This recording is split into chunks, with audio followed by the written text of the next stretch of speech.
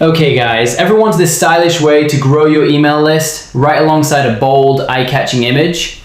Well, this section makes it feel genuinely on brand. Today we're adding this newsletter banner section to your store. So let's not waste any more time, let's jump straight into it. Open your favorite browser and search for Shopify App Store. Click on the first link. This takes you straight to the official Shopify App Store.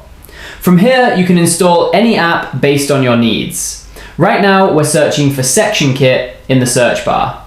This is the app that makes building your store so much easier, genuinely. Open it and install it. The process takes just a few seconds, exactly like any other Shopify app.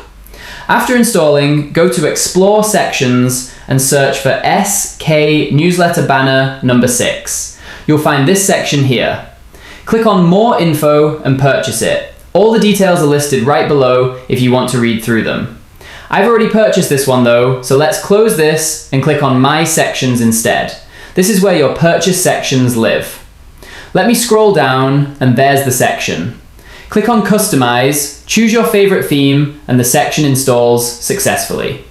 Now let's open it in Theme Customizer and give it a second to load.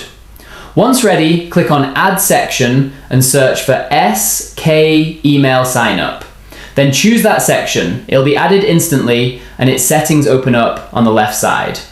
Let's scroll down and add an image, whatever you want to showcase here. I've already downloaded the same reference image, so I'll add that one.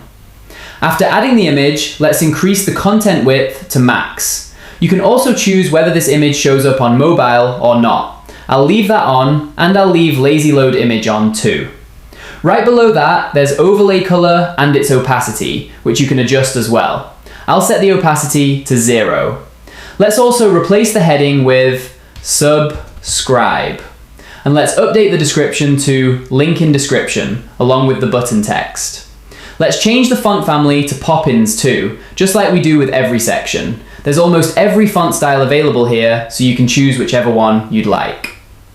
After that comes the text colors and button colors. I'll adjust those based on my own preference too.